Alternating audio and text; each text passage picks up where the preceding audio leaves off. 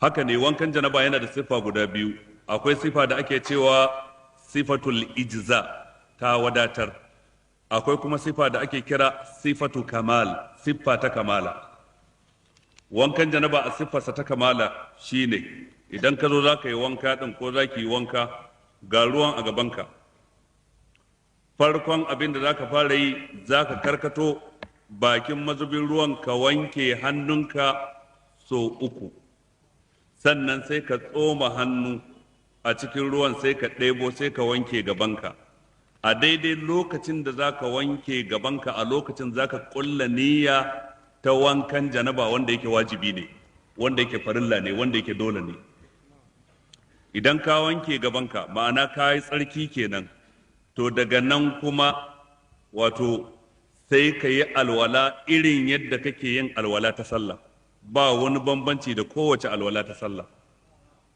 Abinda duk kake a alwala za ka yi, sai abu ɗaya na ƙarshe shine wanke ƙafafu sau 3, to wannan sai ka kyale shi, ba za ka yi shi ba.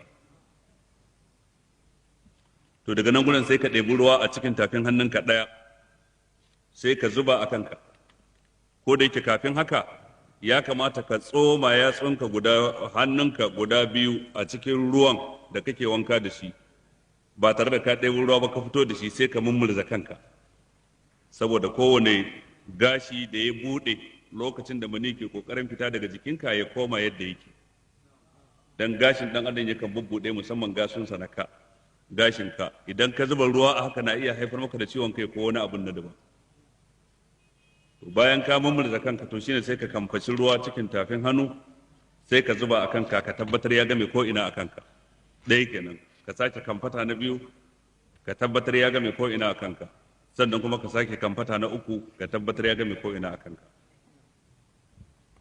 To idan kai wannan, shine sai ka ɗebi ruwa ɗin kuma ka game dukkan jikinka da shi, kana mai farawa da ɓangarenka na dama kafin ɓangarenka na hagu, tsagen jikinka na dama kafin tsagen jikinka na hagu, ka tabbatar ruwa ya taɓa ko'ina.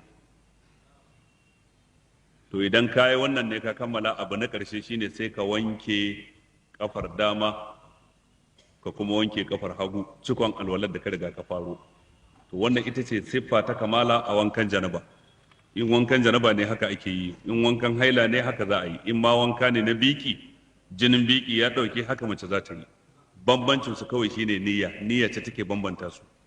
In za ka yi wankan juma'a ma haka za ka yi, in za ka yi wankan idi ma haka za ka yi, bambanci shine niyya.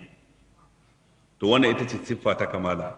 Kun ga idan kun lura da wannan siffa, wato tsarki, wato mutum ya wanke gabansa ko al'aurarsa kenan, wanda a lokacin zai kulla niyya. Daga nan gurin sai alwala, cikakkiyar alwala. Daga nan gurin sai wanke kai sau 3, kuma ruwan da mutum zai ɗiba kare wuce cikin tafin hannu ɗaya. Daga nan gurin sai game jikinsa da dukkan ruwa. Daga nan sai wanke kafafu. Idan ka ka sai ga ababai guda 4 ne ake yi a cikinsa. Kar ka manta da niyya kuma mahallinta a zuciya ne. Innamal a'malu binniyat wa innamal likulli imrin ma nawa. Amma idan mutum zai siffa ta al-ijza, wadda ta wadatar, wadda ba sai kai alwala a ciki ba, kana zuwa kayan niyyar yin wanka din, kana kulla niyya a cikin zuciyarka, kawai sai ka ɗebi ruwan ka watsa a jikinka ya game ko ina. In ma wani kududdufi ne ko gulbi ko rami a gabanka ko swimming pool din nan da ke wurare, sai ka yi tsalla ka fada a ciki, ka kulla niyya. Da ka fito, abin da za ka yi shine abu guda 2. Na farko ka ɗebi ruwa ka kurkure bakinka, sannan kuma sai ka ɗebi wanda za ka shaƙa ka fyace na hancinka, shi kenan ka kammala wanka. Kuma ya halatta ka yi sallah da wannan wankan, hadisi cikin sahih Muslim ya nuna haka. Ina jin babu wata wahala a cikin wannan, sai dai wanda ya wanka na farko ya fi ka kamala, saboda ya bi ka'idojin duk yadda suke, don haka yana da kamala wankansa ya fi cika, ya fi ka lada. Wanda ya nabi kuma ya yi, kuma in ya yi sallah da shi kuma ya yi.